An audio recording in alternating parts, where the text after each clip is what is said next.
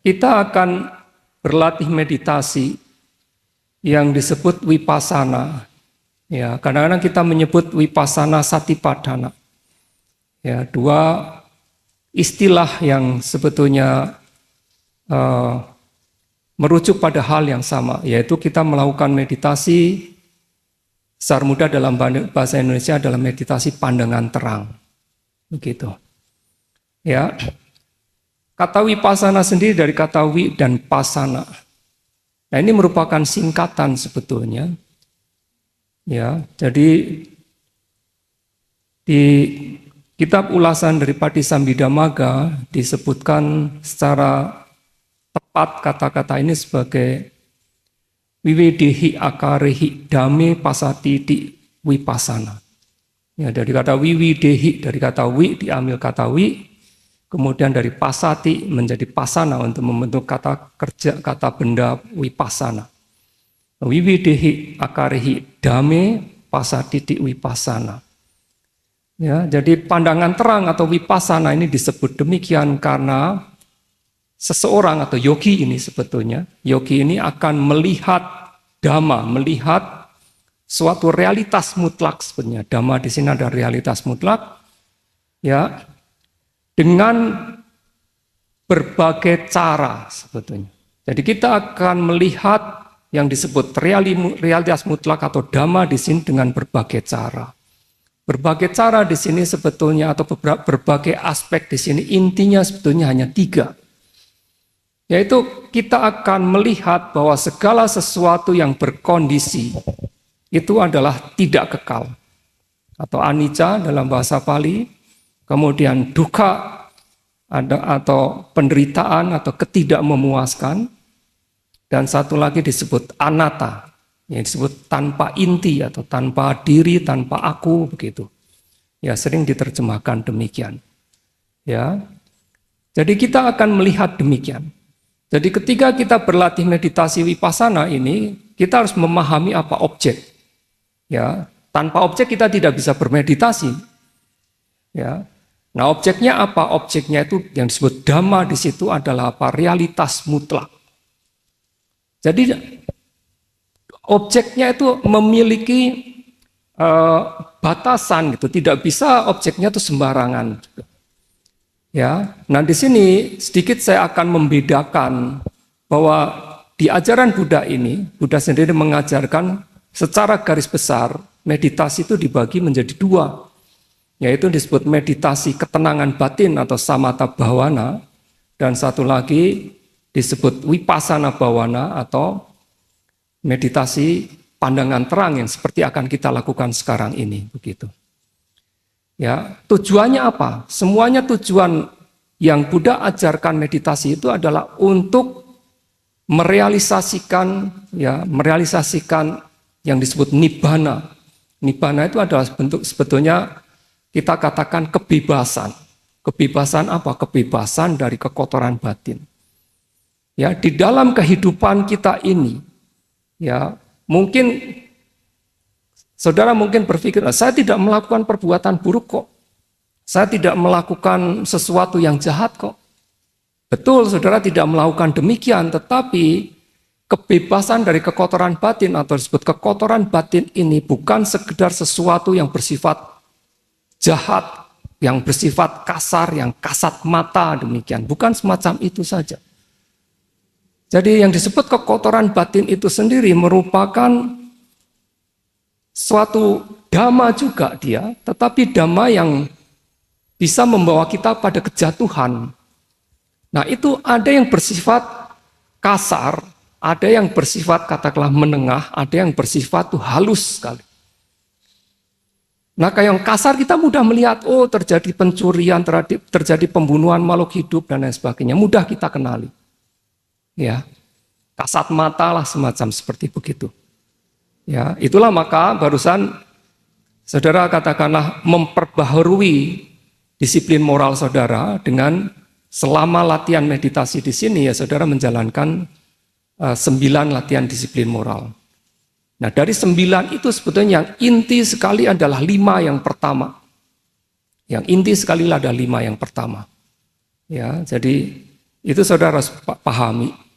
Ya. Nah, ada yang lebih halus lagi, kekotoran batin itu lebih halus lagi. Dia bersifat apa? Dia bersifat menggoda, saya katakan gitu. Dia hanya ada di dalam batin kita ini, di dalam apa? Ketika kita mendapatkan suatu kondisi tertentu, berhadapan dengan sesuatu, dia menjadi menggoda pikiran kita untuk melakukan sesuatu. Kita belum melakukan melalui ucapan atau tindakan jasmani ini belum dilakukan. Sehingga tidak terjadi pelanggaran kasar yang kasat mata itu belum terjadi. Tapi dia sudah mengganggu gitu. Dia sudah mulai menggoda gitu. Oh, ini ada semut banyak ini mengganggu jalan saya, dibunuh saja gitu. Ya, diinjak saja misalnya gitu. Oh, ini ada barang ditinggalkan, nggak ada orang yang lihat kok, ambil saja yuk, ambil saja. Dia menggoda terus begitu. Kalau kita tidak tahan, kita melakukan pelanggaran, terjadi pelanggaran yang sesungguhnya dengan kita mengambil, atau kita membunuh makhluk hidup dan lain sebagainya gitu. Ya. Tapi ada satu lagi kekotoran batin yang bersifat dia sangat halus sekali dan kita tidak mengenalinya, tidak melihatnya pada saat ini, tetapi dia ada. Nah, kekotoran batin yang semacam demikian disebut kekotoran yang bersifat laten atau kekotoran batin yang bersifat tertidur. Nah, ketika kita tuh berhadapan dengan sesuatu hal, dia kemudian muncul, dia mendapatkan kondisi, dia muncul menjadi menggoda. Ya, ketika dia sudah menggoda, kita tidak bisa menahan diri, kita mengambil, membunuh, mengucapkan kata yang kasar dan lain sebagainya. Jadi tingkatannya demikian. Nah, kalau kita mengatasi kekotoran batin yang bersifat kasar ini ya dengan apa? Dengan kita menjalankan disiplin moral ini. Kita menjalankan itu. Ya, jadi bagaimana kita mengatasi? Ya, bagaimana kita mengatasi kekotoran batin yang bersifat pelanggaran ini adalah dengan apa? Kita dengan mengambil latihan disiplin moral. Ya. Bagaimana kita mengatasi kekotoran batin yang bersifat menggoda ini? Dengan apa? Mau tidak mau itu hanya akan bisa diatasi dengan apa? Dengan konsentrasi. Ketika kita mengembangkan konsentrasi di dalam meditasi tentunya, maka konsentrasi yang kuat ini akan mampu memiliki kekuatan menekan kekotoran batin yang menggoda ini. Jadi dia bisa seperti menghilangkan, tetapi menghilangkan dalam bentuk penekanan. Sehingga begitu kita mengembangkan konsentrasi, ada konsentrasi, maka kekotoran batin tingkat demikian itu, tingkat penggoda ini, dia tidak akan mengganggu lagi. Ya. Nah, tetapi ada satu lagi yang tadi saya katakan kekotoran batin yang bersifat tertidur atau laten ini. Kita tidak merasakannya, tetapi dia selalu ada. Dia selalu ada dengan atau seiring dengan proses kognitif kita ini. Dia selalu ada. Ketika dia ada kesempatan, dia berubah menjadi penggoda. Ketika dia tidak ada kesempatan, dia tidur. Tidur di situ. Maka disebut tertidur atau laten di situ. Nah, kita berlatih meditasi vipassana ini sebetulnya untuk mengatasi itu. Untuk sebetulnya bahkan untuk menuntaskan, menghilangkan kekotoran batin yang bersifat tertidur atau laten itu. Ya. Nah, itulah maka kita perlu berlatih meditasi vipassana ini. Ya, dalam taraf tertentu juga meditasi vipassana akan juga mengatasi kekotoran batin yang penggoda tadi juga akan dapat diatasi. Ya. Nah, demikian. Jadi karena Buddha ini mengajarkan meditasi tersebut adalah sebetulnya untuk mengatasi kekotoran batin ini, untuk kata kita menyingkirkan sepenuhnya kekotoran batin yang bersifat laten itu sebetulnya. Kalau kita bisa terbebas dari kekotoran batin yang laten itu, maka tidak akan Tidak akan ada lagi kekotoran bersifat penggoda, tidak akan ada lagi kekotoran batin yang bersifat pelanggaran atau transgresi, itu tidak akan ada. Ya. Nah, dengan tujuan itu, maka tadi saya katakan ada meditasi samatha atau ketenangan batin, dan satu lagi meditasi vipassana atau meditasi pandangan terang ini. Meditasi ketenangan batin atau samatha ini adalah meditasi yang sebetulnya untuk mengembangkan konsentrasi kita mencapai tingkat konsentrasi yang tinggi, yang disebut bahkan kita mencapai tingkat konsentrasi absorpsi atau jhana itu. Kita berusaha mencapai di situ. Dan itu tujuannya. Ketika seseorang ini mencapai tingkat konsentrasi tertentu itu, bahkan konsentrasi absorpsi atau yang disebut jhana itu, ya, maka pikirannya betul-betul terpusat hanya pada objek yang diambil, yang diamati di situ. Nah, karena kekuatan konsentrasinya yang mendalam pada objek di situ, maka dia tidak digoyahkan oleh objek yang lainnya. Demikian pula kekotoran batin yang bersifat penggoda itu tidak memiliki kesempatan untuk muncul di situ. Ya, karena apa? Karena kekuatan konsentrasi ini akan menekan kekotoran batin yang bersifat penggoda tadi, ditekan di situ. Ya, tetapi bukan menghilangkan. Begitu kita katakan keluar dari konsentrasi itu, maka ya gitu, lambat laun ya dia kekotoran batin itu akan muncul lagi, akan menggoda lagi, muncul lagi. Ketika kita masuk dalam konsentrasi yang kuat, maka dia ditekan lagi. Dia tidak muncul. Jadi dia demikian, sifatnya demikian. Ya. Nah, dengan meditasi vipassana sekarang, dengan meditasi pandangan terang, ini kita bukan mengembangkan konsentrasi yang demikian tujuannya, bukan seperti itu. Ya, tetapi tujuan dari konsentrasi dengan vipassana ini seperti tadi, kita akan melihat dhamma atau realitas mutlak ini dalam 3 aspek itu, yaitu ketidakkekalan, ya, penderitaan atau ketidakmemuaskan, dan ketanpa intian di situ. Artinya di situ kita mengembangkan tingkat pengetahuan, kebijaksanaan pandangan terang ini terhadap segala sesuatu yang berkondisi. Segala sesuatu yang berkondisi itu apa? Termasuk kotoran batin itu.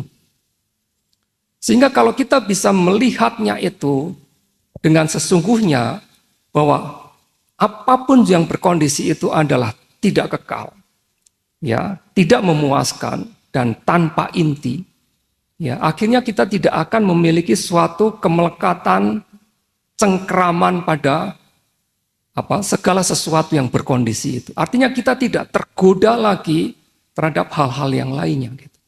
Ini adalah cara kita untuk membebaskan dari kekotoran batin. Gitu. Tetapi vipassana ini hanya seperti jalan pendahulu, gitu. Bukan jalan akhir. Dia bukan jalan suci. Gitu. Ya, jalan suci itu kalau kita sudah mencapai tingkat kesucian, akan sampai di situ. Tetapi vipassana ini adalah jalan pendahulu yang katakanlah akan membawa kita, ya, pada jalan suci begitu. Ketika kita mencapai jalan suci, artinya kita akan dapat merealisasikan disebut kebebasan mutlaknya itu. Akan sampai di situ. Ya. Jadi Buddha mengajarkan meditasi ini secara sistematis demikian, ya. Untuk apa ya? Untuk sebetulnya kita membebaskan diri dari kekotoran batin itu. Nah, itulah maka bagi mereka yang bermeditasi samatha, seringkali karena mereka sudah merasakan bentuk kenyamanan ketika mereka mencapai tingkat konsentrasi yang tinggi itu, mereka kemudian hanya tenggelam di situ. Mereka tidak lagi kemudian berusaha untuk mengembangkan pandangan terang atau vipassana ini yang sebetulnya akan mampu untuk memotong kekotoran batin tertidur atau laten itu. Ya, jadi seringkali demikian. Padahal sebetulnya Buddha mengajarkan meditasi ketenangan batin itu bukan berhenti di situ. Dia hanya digunakan sebagai fondasi, landasan konsentrasi yang kuat untuk mengembangkan vipassana. Nah, ini jalan ini yang disebut dalam bahasa Pali disebut samatha yanika yogi. Yogi yang mengembangkan meditasi ketenangan batin terlebih dahulu. Ya. Baru setelah itu melanjutkan dengan vipassana. Jadi tidak berhenti di samatha saja. Nah, tetapi apa yang kita lakukan sekarang di sini ini adalah satu teknik yang diberikan oleh Buddha yang kita kenal sekarang sebagai Suddha Vipassana. Ya, atau para yoginya disebut biasanya kita mengatakan Vipassana Yanika Yogi. Seorang yogi yang mengembangkan pandangan terang atau vipassana ini secara langsung. Kita tidak mengembangkan konsentrasi atau dalam meditasi samatha ketenangan batin itu secara khusus gitu, tidak. Kita langsung mengembangkan vipassana. Ya. Nah, ini juga merupakan satu cara bagaimana kita membebaskan diri kita dari kekotoran batin itu. Ya. Nah, namun demikian, ketika kita mengembangkan meditasi vipassana secara langsung ini, karena kita tidak memiliki atau kita tidak mengembangkan terlebih dahulu konsentrasi yang kuat, artinya apa? Artinya tingkat konsentrasi ketika kita mulai berlatih meditasi ini, konsentrasi kita tidak ada basic yang kuat terhadap konsentrasi. Padahal tanpa konsentrasi, tidak akan ada penembusan, tidak akan ada pemahaman tentang anicca, dukkha, dan anatta, dan sebagainya, tidak akan bisa terjadi. Nah, itulah maka bagi kita, Vipassana Yanika Yogi ini, tugas kita terutama agar konsentrasi itu menjadi berkembang, memiliki kekuatan, memiliki momentum untuk menembus, katakanlah, untuk memahami, mendapatkan pengetahuan ini, maka kita harus mengembangkan seiring dengan pengamatan pada objek. Jadi kita harus melakukannya demikian dan kita harus melakukannya secara berkesinambungan. Kalau dalam meditasi ini saudara melakukan pengamatan terhadap objek tidak berkesinambungan, tentunya kemajuan saudara di dalam bermeditasi ini akan tersendat begitu. Jadi bagi kita Vipassana Yanika Yogi ini, ketika kita berlatih Vipassana ini, maka kita harus melakukan pengamatan itu secara terus-menerus. Ya. Berkesinambungan, tidak berhenti. Begitu saudara katakanlah bangun pagi, ya, mendengar bel misalnya pagi hari, ya, pagi hari jam 3.30 di bel, ketika saudara sadar mendengar bel, maka itulah saat dari saudara untuk mulai mengembangkan meditasi saudara, tidak berhenti. Ini tugas berat. Ya kan, tentunya tugas berat gitu. Bagi mereka yang samatha yogi ini, yang mengembangkan konsentrasi ini, mereka tugas beratnya apa? Ya mencapai, dia harus mencapai konsentrasi itu. Itu juga tugas berat dan tidak bisa dalam waktu singkat juga. Itu membutuhkan waktu yang lama juga. Ya, tetapi kita, sekarang kita berlatih meditasi vipassana langsung, berarti kan kita cepat loh. Bisa vipassana, ya cepat, bisa cepat kalau saudara mau mengembangkan secara berkesinambungan tadi, pengamatan saudara terhadap objek dilakukan terus-menerus tanpa berhenti dari pagi bangun tidur sampai malam sebelum lelap tidur. Saudara terus-menerus berusaha menjaga pengamatan saudara itu. Ada pengamatan ini adalah pengembangan dari sati atau perhatian penuh saudara ini yang akan menyebabkan konsentrasi saudara ini akan menjadi memiliki momentum yang kuat di situ. Nah, maka akan ada penembusan, akan ada pemahaman terhadap objek yang kita amati di situ. Jadi semuanya memiliki kelebihan dan memiliki kesulitan sendiri gitu. Jadi tinggal kemantapan hati kita ini ketika kita berlatih, ya kita tuangkan, ya kita kerahkan, ya kita kerahkan dari energi tubuh fisik kita yang ada dan terutama adalah mental kita ini. Itu yang harus kita betul-betul tuangkan 100% pada latihan yang kita lakukan. Kalau kita tidak melakukan demikian ya, maka jalan saudara ya akan tersendat begitu. Atau saya katakan ya istilahnya banyak tertundanya, harusnya pencapaian bisa lebih banyak ya, saudara tertunda. Gitu. Ya. Nah, ketika kita melihat ya, yang disebut realitas mutlak tadi ini adalah objeknya terlebih dahulu. Yang disebut realitas mutlak itu yang seperti apa? Realitas mutlak itu sebenarnya dibagi. Nah, ada 4 hal yang disebut realitas mutlak ini. Yaitu apa? Yang disebut kesadaran. Kesadaran ini bukan berarti kesadaran yang pada umumnya itu bukan seperti itu. Jadi kesadaran ini sebetulnya suatu bentuk atau keadaan batin, keadaan mental kita yang mengetahui atau menyadari adanya objek. Itu yang disebut dalam bahasa Pali disebut cita. Kalau saudara sering mendengar, oh sekarang diadakan meditasi kesadaran itu bukan kesadaran dalam bentuk cita berbeda. Tetapi meditasi kesadaran, istilah kesadaran itu lebih cenderung pada sebetulnya pengembangan sati atau perhatian penuhnya itu sebetulnya. Lebih cenderung ke situ. Ya. Jadi yang disebut kesadaran atau dalam bahasa Pali tepatnya disebut cita di situ adalah suatu kondisi batin kita yang mengetahui, menyadari adanya objek. Dia hanya menyadari ada objek, dia belum bisa membedakan sesuatu apa yang lain gitu. Dia belum bisa membedakan, oh ini itu, kalau misalnya kita melihat sesuatu, dia tidak bisa membedakan, belum mampu membedakan misalnya misalnya oh ini ada patung di sini, misalnya itu di situ ada jam, misalnya apa. Dia tidak gitu. Hanya ketika kita melihat sesuatu, dia mengetahui bahwa di situ ada objek penglihatan, ada objek visual. Dia mengetahui begitu saja. Ya. Nah, kenapa ketika kita melihat kemudian kok kita tahu oh ini namanya jam, ini namanya patung, ini namanya wihara dan lain sebagainya? Karena itu kerja dari realitas mutlak yang kedua yang disebut faktor mental atau cetasika itu. Yang disebut faktor mental atau cetasika ini bermacam-macam yang menyebabkan kita menjadi segera menyadari, mengetahui sesuatu itu karena kerja dari yang disebut pencerapan, faktor mental pencerapan atau sanya itu. Dia bekerja di situ.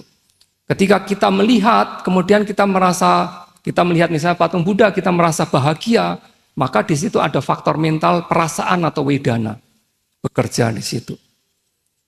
Ya, kita bisa terfokus terhadap objek itu. Nah, karena apa? Karena ada konsentrasi, ada perhatian penuh di situ. Jadi namanya faktor mental ini bermacam-macam. Ya, disebutkan ada 52 faktor mental. Ya, termasuk ketika kita melihat berarti ada suatu faktor mental yang menyebabkan kita itu bisa bertemu dengan objek istilahnya begitu. Dia suatu faktor mental tersendiri yang disebut kontak atau pasa itu. Jadi ada faktor mental disebut kontak, ada yang faktor mental disebut pencerapan, perasaan, kemudian pemusatan pikiran, ya, pengarahan pada objek, usaha, keyakinan, perhatian penuh. Faktor mental yang bersifat buruk misalnya keserakahan, kebencian, ketidaktahuan batin kita atau kebodohan batin kita ini, ya, kemudian iri hati, ya, kekikiran, kemalasan dan lain sebagainya. Itu adalah faktor-faktor mental yang bersifat buruk. Faktor mental yang bersifat baik ya tadi seperti keyakinan kita, misalnya perhatian penuh kita, ya, faktor mental penghindaran terhadap perbuatan melalui ucapan dan tubuh kita ini, itu termasuk moralitas juga itu. Nah, semacam itu. Jadi banyak sekali sebetulnya faktor mental itu. Ya. Nah, kemudian yang ketiga ini yang disebut rupa atau materi. Ya, rupa atau materi. Rupa atau materi ini yang dalam kasat mata kita ini dia akan nantinya membentuk benda-benda yang kita lihat dan tubuh kita ini sendiri sebetulnya.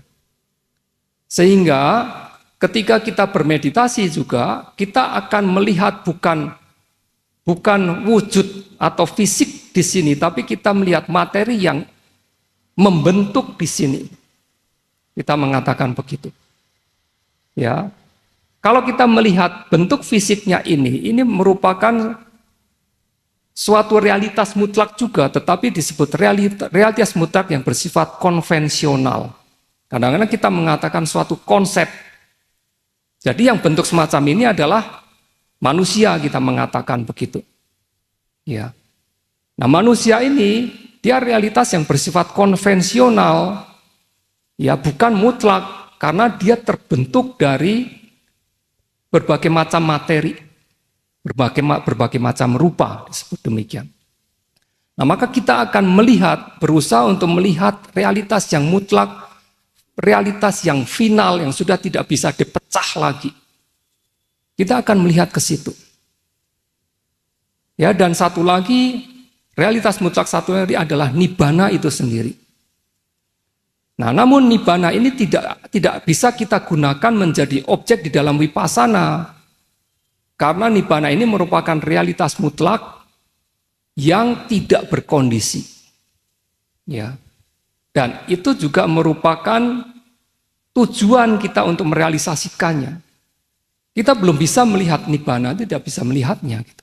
Tapi ketika kita mengembangkan meditasi, akhirnya katakanlah nanti kita berhasil, ya kita melihat nibbana itu. Kita merealisasikan nibbana itu. Jadi nibbana ini sebetulnya sebagai tujuan tertinggi. Gitu. Ya, nah maka dia hanya akan bisa menjadi objek bagi siapa? Bagi orang, bagi individu yang telah mencapai tingkat kesucian. Artinya dia sudah membebaskan dari kekotoran batin itu. Sementara kita tidak bisa. Kita belum bisa. Ya. Nah, maka dari realitas mutlak itu kita akan mengamatinya yang disebut kesadaran, faktor mental, dan kemudian disebut materi, yang disebut cita, cetasika, dan rupa. Ini yang akan menjadi objek di dalam meditasi vipassana itu sebetulnya. Ya. Nah, namun demikian, karena sangat bervariasi, bagaimana kita memulai kita bermeditasi ini, tentunya kita harus fokuskan lebih dulu. Difokuskan, kita mengambil objek yang apa? Objek yang mudah. Kalau kita mengawali meditasi kita dengan objek yang sulit, seperti saya katakan, kesadaran itu sesuatu yang sulit. Ya, kita mengambil objek misalnya faktor-faktor mental yang banyak itu juga sulit. Dia bentuk batin katakanlah. Kesadaran dan faktor mental ini yang disebut batin. Jadi kalau dia bersatu istilahnya, karena mereka itu muncul selalu bersamaan. Cita dan cetasika itu tidak bisa dipisahkan. Ya, kesadaran dan faktor mental itu tidak bisa dipisahkan. Ya, dia selalu muncul bersama-sama. Dan ini yang disebut sebagai batin. Maka kalau kita mengatakan batin dan materi, nama dan rupa, nama itu batin. Batin itu apa? Terdiri dari kesadaran dan faktor mental. Ya, dan rupa itu adalah materi. Yaitu adalah objek bagi kita di dalam bermeditasi vipassana itu sesungguhnya. Ya, maka kita harus persempit dulu agar latihan kita itu mendapatkan kemajuan yang cukup signifikan begitu. Ya. Nah, maka bagi kita vipassana yanika yogi ini, karena tadi saya katakan tingkat konsentrasi kita ini kan sebetulnya belum berkembang sekarang. Nah, maka kita harus mengambil objek dulu, mengambil objek yang mudah. Nah, objek yang paling mudah apa? Objek yang disebut rupa. Begitu. Ya. Nah, objek yang bersifat yang dikatakan rupa ini kan juga sebetulnya bermacam-macam. Maka dari rupa itu kita mengambil objek yang disebut 4 materi unsur pokok. Ya, jadi saya jelaskan sedikit. Rupa itu sebetulnya ada diuraikan di Abhidhamma itu ada 28 jenis rupa. Tetapi dari 28 jenis ini sebetulnya yang berperan besar atau yang akan dijadikan terutama dapat menjadi objek di dalam vipassana itu sebetulnya hanya 18. Sebetulnya hanya 18. Ya. Nah, dari 18 itu maka ada 4 yang disebut materi unsur pokok. Ya, yang disebut unsur tanah, unsur air, unsur api, dan unsur udara. Itu unsur pokok. 4 materi ini dikatakan unsur pokok karena dia muncul setiap saat, dan tanpa 4 unsur pokok ini maka jenis-jenis materi-materi yang lainnya tidak bisa muncul. Jadi materi-materi yang lainnya seperti apa misalnya? Seperti materi sensitivitas mata yang ada di dalam retina kita tersebar di situ. Ya, materi sensitivitas telinga yang ada di dalam telinga di situ, organ telinga di dalam situ sehingga kita bisa mendengar. Materi sensitivitas hidung sehingga kita bisa mencium bau-bauan gitu. Materi sensitivitas lidah ada di lidah, tersebar di lidah di situ. Materi sensitivitas tubuh maka tersebar di seluruh tubuh kita ini. Kemudian ada materi disebut materi pembawa sifat jantan dan betina yang membedakan kita menjadi laki-laki dan wanita begitu. Ya, itu materi yang berbeda. Yang laki-laki ya kita hanya memiliki jenis materi pembawa sifat jantan gitu. Ya, yang wanita ya yang di sini ya hanya memiliki materi yang bersifat pembawa sifat betina, wanita begitu. Nah, kalau terbalik ya makanya jadi ada yang begitu gitu kan, ada orang yang bentuknya laki tetapi juga meliuk juga begitu kan. Tetapi ada juga yang wanita yang sifatnya seperti laki gitu kan. Bahkan ya begitu, maka terjadi transgender dan lain sebagainya begitu. Karena di situ ada sesuatu yang menyebabkan mereka begitu. Kenapa sesuatu terjadi demikian ya? Karena kama perbuatannya di masa lampau, perbuatan buruknya di masa lampau yang menyebabkan demikian. Nah, kita tidak membahas sampai sejauh di situ. Ya. Nah, semacam itu. Jadi ada materi-materi yang bersifat dia munculnya, dia dapat muncul tetapi dia bergantung pada materi 4 unsur pokok. Tetapi materi 4 unsur pokok ini dia tidak bergantung, nah, kita mengatakan tidak bergantung pada yang lainnya. Dia selalu menjadi penopang bahkan bagi materi-materi yang lainnya, begitu. Nah, dia perannya besar sekali di dalam kehidupan kita ini. Nah, juga karena dia materi rupa, maka dia akan lebih mudah kita amati. Bagi kita Vipassana Yanika ini, untuk memulainya akan lebih mudah diamati di situ. Ya. Nah, demikian pula di kitab ulasan juga menganjurkan atau mengatakan sebenarnya pada umumnya bagi Vipassana Yanika, bagi yogi pandangan terang murni, melakukan pandangan terang secara langsung, mereka biasanya akan mulai dengan pengamatan 4 unsur ini. Ya, jadi saudara harus mengamati, di dalam saudara berwipasana ini, saudara mengamati, saudara arahkan. Ketika saudara meditasi duduk, saudara mengarahkan pada gerakan perut yang mengembung dan mengempis di sini. Jadi saudara akan menarik nafas, saudara harus bernafas secara biasa, secara alami, jangan dibuat-buat. Ya. Kemudian ketika saudara bernafas, ketika saudara menarik nafas, secara otomatis sebetulnya perut kita ini akan mengembung, mengembang. Ya, ketika mengeluarkan nafas, maka perut kita ini akan mengempis. Nah, jangan dibuat-buat. Oh, jangan saya kembangkan, kempiskan. Oh, saya ini belum bisa kelihatan ini kembang-kembangnya. Saudara gerakkan gitu. Saudara akan capek dan saudara akan merasakan sakit, mudah sakit di perut itu akan keras di situ. Maka saudara harus bernafas secara alami. Saudara bernafas secara alami, saudara tempatkan, fokuskan pikiran saudara pada perut di situ. Perhatikan gerakan dari perut yang mengembung dan mengempis di situ. Perhatikan dengan seksama di situ. Ya. Nah, terus-menerus saudara tempatkan di situ. Nah, gerakan dari kembung dan kempisnya perut ini katakanlah yang dominan memang karena kita mengatakan unsur udaranya di situ. Ya, unsur udara di situ. Unsur udara itu yang menyebabkan apa? Menyebabkan terjadinya suatu dorongan gitu. Sifat mendorong, sifat menopang gitu. Jadi yang saudara perhatikan itu bukan sekedar memperhatikan perut saya atau perut yang mengembung dan mengempisnya itu saja, bukan begitu. Tetapi saudara perhatikan sebetulnya saudara berusaha untuk memahami sensasi atau sifat dari yang disebut unsur udara itu. Meskipun saya mengatakan materi bukan berarti saudara akan melihat wujud tertentu, tidak gitu. Tetapi saudara memahaminya dari karakteristiknya itu.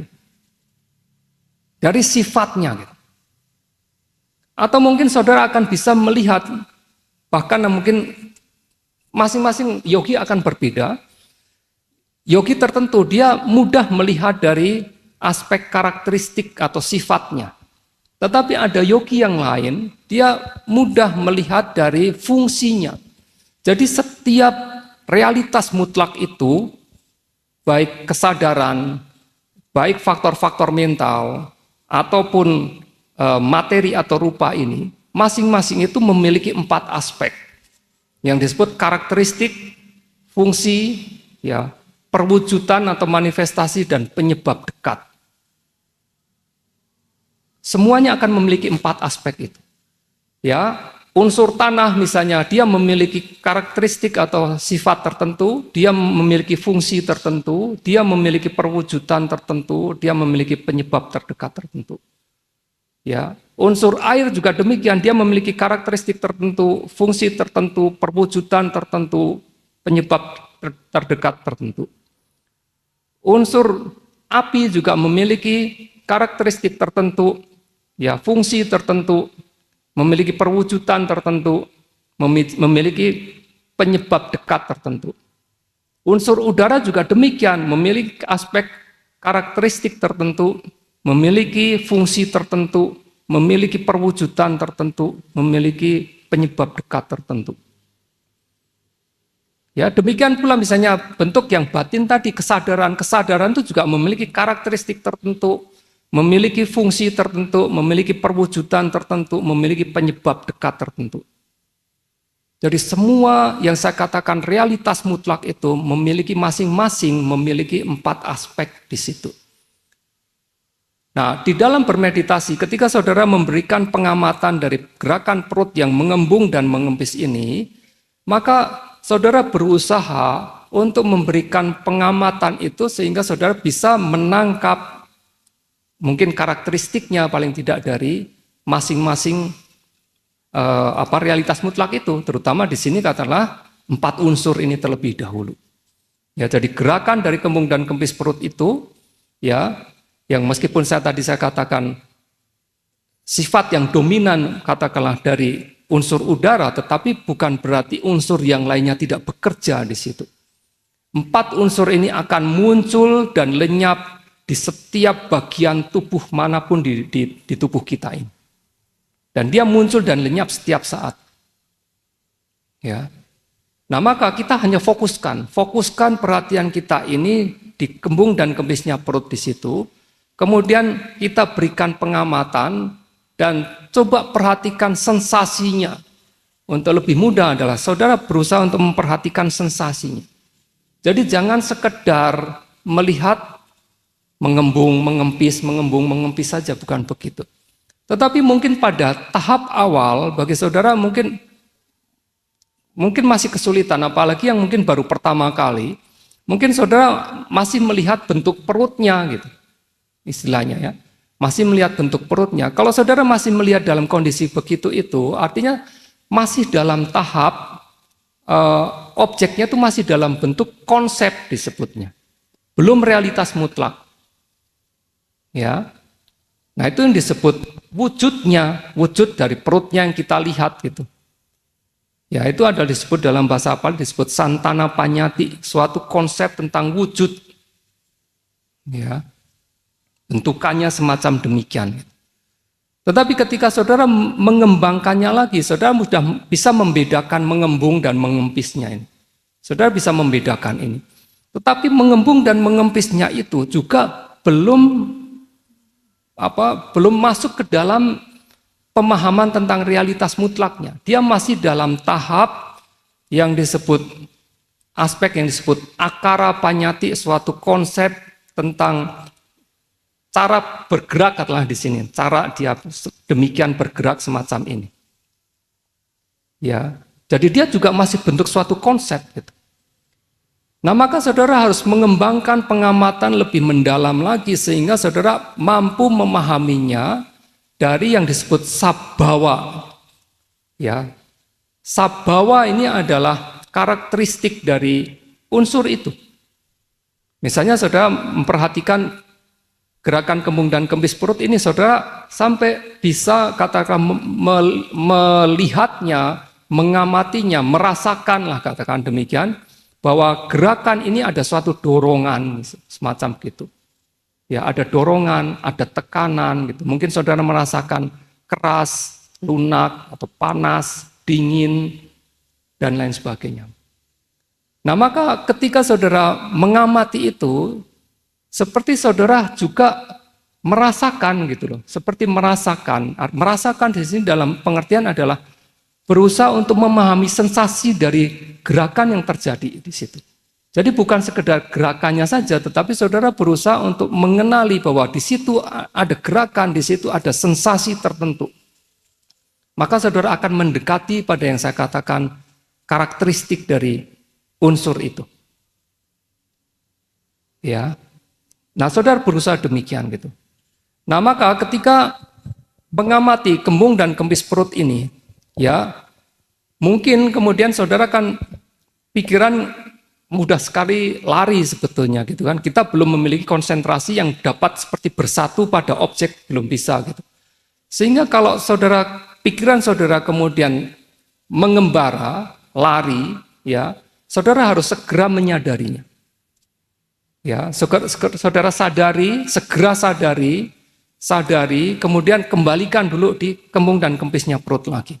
Ketika saudara mengamati kembung dan kempisnya perut ini, saudara bisa bantu dengan pencatatan mental.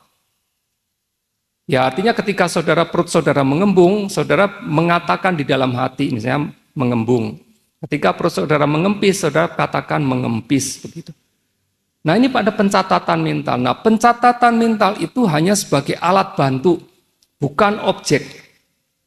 Objeknya apa? Objeknya dari gerakan kembung dan kempis perut ini untuk mengenali 4 unsur. Ya, objeknya di situ. Jadi, ketika awal saudara bermeditasi, mungkin karena konsentrasinya masih lemah, pikiran saudara itu masih sering lari, mengembara, maka bisa dibantu dengan pencatatan mental ini, labeling gitu. Ya, dengan labeling atau mental noting ini dibantu di situ. Ketika perut saudara mengembung, katakan dalam hati seperti mengembung. Ketika mengempis, saudara bisa mengatakan mengempis. Ya. Namun demikian, kalau misalnya saudara merasakan pencatatan mental itu mengganggu, ya jangan dilakukan. Jadi ini kan sebagai alat bantu saja. Sebagai alat bantu. Jadi dia bukan sesuatu yang pokok, dia hanya sebagai membantu saja. Kalau kita memang tidak membutuhkan, ya tidak usah digunakan gitu. Ya. Ya, jadi demikian, fungsinya hanya sebagai alat bantu. Kalau kita misalnya sakit ya, kaki kita tidak kuat untuk berdiri, kita membutuhkan tongkat sebagai alat bantunya. Tetapi setelah diobati, kita kemudian menjadi sembuh kaki kita tidak perlu memerlukan tongkat lagi, kita sudah bisa berjalan. Jadi tongkat itu kan hanya sebagai alat bantu. Nah, demikian pula pencatatan mental ini hanya sebagai alat bantu, tetapi pengamatan pada objek itu merupakan satu hal yang tidak bisa ditinggalkan. Ya. Nah, demikian. Nah, maka itulah ketika mengamati kembung dan kempisnya perut, kalau kemudian pikiran saudara mengembara, saudara tugas apa yang harus dilakukan? Segera untuk menyadari di situ. Sadari bahwa pikiran saudara mengembara. Sadari itu dulu gitu. Sadari, kemudian kembalikan dulu di kembung dan kempisnya perut. Ya, apalagi kita sedang awal-awal bermeditasi demikian, maka ketika pikiran itu mengembara, segera sadari, kembalikan. Sadari, kembalikan lagi ke kembung dan kempis perut lagi. Maka dengan demikian pengamatan dan konsentrasi saudara akan berkembang dengan lebih cepat. Akan demikian gitu. Demikian pula ketika saudara duduk bermeditasi, ini kan jadwalnya, jadwal ini sebetulnya secara rata-rata lah, agenda per hari ya katakanlah, kan 1 jam jalan, 1 jam duduk, 1 jam jalan, 1 jam duduk gitu kan. Ya, idealnya katalah demikian begitu, idealnya demikian. Nanti pada tahap-tahap lanjut misalnya sebetulnya saudara bisa duduk lebih lama, bahkan itu secara otomatis akan terjadi, bukan karena kita memaksakan diri untuk duduk lama, tetapi karena pengamatan kita yang tajam menyebabkan kita akan duduk secara otomatis menjadi lama. Ya. Tetapi kalau saya memaksakan, saudara memaksakan duduk lama, tetapi tidak ada kebijaksanaan, istilahnya pemahaman terhadap objek yang diamati tidak ada, ya itu juga tidak membuahkan hasil begitu. Itulah maka agenda katakanlah setiap harinya itu, jadwal yang disusun itu adalah itu secara umum gitu. Secara umum sebetulnya kalau saudara bisa jalan 1 jam, duduk 1 jam itu akanlah seimbang demikian, sehingga akan mempercepat, mempermudah pengembangan dari pengamatan dan konsentrasi itu sebetulnya demikian gitu. Ya. Jadi itu yang coba diusahakan, terutama di sini cukup banyak yang masih muda sekarang gitu. Ya, terutama yang sudah lansia ya tentunya untuk jalan terutama mungkin agak kesulitan, tentunya saya tidak bisa memaksakan sekali. Ya, jadi ya coba ya saudara yang tahu tubuh saudara sendiri gitu, seberapa mampu untuk berjalan gitu. Ya. Ya. Nah, tetapi yang terutama yang masih muda itu coba 1 jam jalan, 1 jam duduk ini coba dilakukan gitu. Sehingga akan memberikan hasil yang lebih baik begitu. Jadi kita bermeditasi ini untuk mendapatkan pemahaman tentang 4 unsur itu, katakanlah. Ini adalah objek yang awal yang saya berikan, 4 unsur ini. Itu harus ditemukan, istilahnya itu harus dapat diketahui ketika kita bermeditasi duduk. Kemudian kita juga harus melakukan meditasi jalan dan meditasi di dalam aktivitas sehari-hari. Maka 3 aktivitas ini, duduk, jalan, dan aktivitas sehari-hari ini merupakan kesinambungan terus-menerus dari pagi sampai malam hari. Terus-menerus akan demikian gitu. Ya. Nah, namun ketika kita duduk misalnya, saudara duduk pada awalnya mungkin masih belum mendapatkan konsentrasi dan lain sebagainya, sehingga ketika saudara duduk misalnya berusaha untuk duduk 1 jam mungkin tidak kuat, ya belum mampu untuk duduk 1 jam bahkan gitu. Ya kadang-kadang demikian gitu. Atau ketika duduk kemudian muncul rasa sakit, ya rasa tidak nyaman ketika saudara duduk, mungkin di pantat saudara menjadi tidak nyaman, sakit, atau di kaki saudara menjadi semutan dan lain sebagainya. Nah, maka ketika ada ketidaknyamanan ketika saudara meditasi duduk di situ, maka tugas bagi saudara yogi itu adalah untuk justru memberikan pengamatan pada ketidaknyamanan atau rasa sakit di situ, bukan dengan mengganti posisi. Ya. Jadi ingat lagi, terutama dalam meditasi vipassana ini sangat tidak dianjurkan untuk mengganti posisi duduk. Jadi ketika saudara duduk, maka saudara harus memiliki katakanlah 1 sikap duduk yang saudara yakini katakanlah bisa menopang duduk saudara katakanlah 45 menit sampai 1 jam, katakan demikian. Nah, itu berusaha, itu saudara harus berusaha ke situ. Kalau saudara hanya duduk misalnya 10 menit, ganti posisi, atau misalnya udah nggak tahan jalan lagi, saudara tidak akan pernah mendapatkan konsentrasi. Pengamatan saudara juga tidak akan berkembang. Maka untuk mendapatkan konsentrasi pengamatan yang tajam, saudara membutuhkan waktu tertentu, katakanlah, dalam duduk itu. Makanya paling tidak itu 45 sampai 1 jam di situ. Pada tahap awal demikian. Saudara kurang dari situ ya harus berusaha untuk bisa duduk sampai katakanlah 45 menit. Itu minimal sekali. Ya, saudara harus mengusahakan itu. Jadi ingat ketika duduk betul-betul dalam satu posisi, apapun yang terjadi, sensasi ketidaknyamanan apapun yang terjadi di situ, atasi dengan pengamatan. Ya, bukan dengan mengganti posisi, tetapi dengan pengamatan. Berikan pengamatan yang tepat di situ. Ya, ya. Jadi jangan mudah gentar begitu ya. Memang tidak nyaman, mungkin sakit dan lain sebagainya, tapi berikan pengamatan terhadap rasa sakit itu. Ketika memberikan pengamatan terhadap rasa sakit, ditempatkan pada titik yang katakanlah yang paling tidak nyaman tadi, yang paling sakit itu. Fokuskan di situ. Fokuskan di situ, perhatikan, amati, bukan merasakan sakit. Ya, ketika sakit tidak nyaman itu saudara mengamati rasa sakit, bukan merasakan sakit. Tetapi ini kan juga tidak mudah gitu kan, karena sakit itu kan ada kaitannya dengan tubuh fisik kita ini. Ya itulah maka berusaha mengembangkan pengamatan terhadap rasa sakit sekarang. Ya. Nah, itu yang harus dilakukan. Kalau saudara pada awalnya kemudian merasa kesakitan, artinya saudara itu sudah bergabung dengan rasa sakit di situ. Sehingga saudara tidak tahan. Tetapi kalau saudara hanya mengamati apa adanya bahwa di situ di kaki saya itu sakit, lambat laun katakanlah pengamatan saudara itu akan menjadi tambah panjang gitu. Saudara bisa memberikan pengamatan terhadap rasa sakit mungkin tadinya hanya 1 menit, menjadi 2 menit, menjadi 3 menit, 5 menit, 10 menit. Tanpa bergerak tapi saudara bisa mengetahui dengan pasti rasa sakit itu dia berproses seperti apa. Dia merupakan ungkapan karakteristik seperti apa yang terjadi dari rasa sakit itu saudara bisa kenali dengan sepenuhnya di situ. Ya, nah itu demikian. Nah, satu lagi masalah di dalam meditasi duduk terutama apa? Kemalasan. Rasa mengantuk muncul. Ya, karena terutama capek, habis makan juga. Ya kan, habis makan juga demikian. Maka ketika habis makan, coba saudara berjalan dulu. Jangan langsung duduk meditasi. Gitu.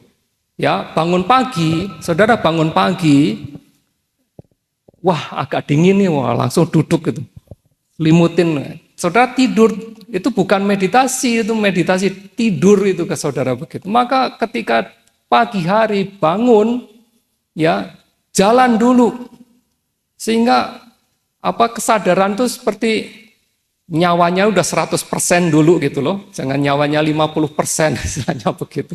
Belum sadar seperti bagaimana, maka jalan dulu, jalan, perhatikan dulu. Baru kemudian duduk. Ya, jadi demikian, maka meditasi jalan ini sangat penting sekali untuk membantu apa? Seperti untuk menyegarkan juga, untuk menyegarkan batin kita yang kadang-kadang penat karena kita duduk bermeditasi cukup lama. Maka diperlukan itu juga. Ya. Ya, nah maka ketika saudara duduk kemudian muncul rasa mengantuk. Apa yang harus saudara lakukan pertama? Sadari bahwa saudara mengantuk. Kalau saudara duduk bermeditasi, saudara tidak segera menyadari bahwa saudara mengantuk, itu pasti sudah mengantuk-ngantuk, sudah jatuh-jatuh, sudah berapa lama sudah tidak ketahuan. Maka ketika saudara mengantuk, saudara harus sadari saya mengantuk gitu. Jujur pada diri sendiri, saya mengantuk gitu. Ada yang tidak jujur juga. Nanti ada interview mengatakan, saya tidak pernah mengantuk. Padahal kita lihat, terus saja. Goyang aja gitu. Terus goyang begitu. Kamu ngantuk ya? Oh, enggak Bante, enggak. Coba jujur gitu. Harus jujur gitu, sejujur-jujurnya gitu. Ya harus jujur pada diri sendiri terutama. Ingat saudara menjalankan sila keempat itu musyawarah wiramani. Saudara harus jujur gitu. Oh saya mengantuk. Nah kalau mengantuk bagaimana mengatasinya? Pertama ya saudara harus sadari saya mengantuk. Coba ketika mengantuk saudara kerahkan usaha saudara itu untuk justru menempatkan rasa mengantuk itu sebagai objek meditasinya. Ingat kemalasan itu adalah satu faktor mental, suatu bentuk realitas mutlak yang bersifat buruk. Tapi dia realitas mutlak yang harus dipahami, yang harus ditembus istilahnya. Harus dipahami dalam bentuk karakteristiknya, fungsinya, perwujudannya, dan penyebab dekatnya. Tidak mudah kan ngantuk? Iya betul tidak mudah. Tetapi kalau saudara memberikan pengarahan, mengerahkan usaha saudara ini, saudara akan mengatasi rasa mengantuk itu. Saudara mengantuk, saudara berikan pengamatan pada rasa mengantuk itu. Mengantuknya bahkan sampai bisa hilang. Ya. Jadi coba dulu ketika rasa mengantuk, tidak usah buru-buru bagaimana, saudara sadari dulu saya mengantuk. Terus berikan perhatian terhadap rasa mengantuk itu. Mungkin saudara merasakan mata saudara itu menjadi berat, badan saudara menjadi berat, saudara menjadi berayun. Coba perhatikan dulu. Tegakkan posisi tubuh saudara, kepalanya menunduk ditegakkan, ya posisi duduknya coba ditegakkan lagi, berikan pengerahan usahanya, diberikan usaha lagi begitu. Lakukan itu dulu. Jatuh lagi 2-3 kali tidak bisa mengatasi, saudara harus mengatakan, menyadari ini tidak bisa saya atasi gitu, dengan duduk. Ya saudara harus bangkit. Saudara harus tidak bisa diatasi dengan duduk, maka saudara harus menjalankan bukan dengan mengganti posisi duduk, tetapi saudara harus melakukan meditasi apa?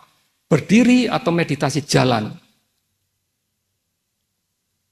Jadi ganti posisinya, saudara harus mengganti posisi. Ya, posisi dalam arti adalah sikap tubuh, bukan dalam posisi posisi sila ini diganti posisinya, tidak begitu, tapi dari posisi duduk ke posisi berdiri atau berjalan. Saudara lakukan itu. Jadi mengantuk harus diatasi gitu. Jadi jangan kemudian mengantuk, ya udahlah istirahat dulu bentar saja. Dibiarkan ya itu artinya akan terjadi gap, terjadi jeda pengamatan. Kalau saudara memiliki banyak jeda di dalam pengamatan itu, artinya ya on dan off, on dan off, on dan off, antara pengamatan tanpa pengamatan, ada pengamatan lagi, tidak ada pengamatan lagi, maka ya saudara tidak akan kekuatan konsentrasinya itu tidak akan mencapai momentum yang dibutuhkan untuk penembusan, tidak bisa sampai di situ. Ya. Jadi seperti kalau kita memasak air, kita ingin memasak air, ya, apinya sudah dibesarkan, dimatikan lagi, dinyalakan lagi, dimatikan, ya. Dia tidak akan bisa mendidih gitu airnya. Maka kalau apinya itu kita nyalakan terus-menerus, ya air itu akan mendidih dengan segera. Maka seperti demikian gitu. Maka itu harus diusahakan selama saudara berlatih ini gitu. Ya. Ya, nah maka ketika meditasi duduk menghadapi masalah semacam itu, ya saudara lakukan dengan meditasi berdiri atau meditasi berjalan. Lakukan di situ.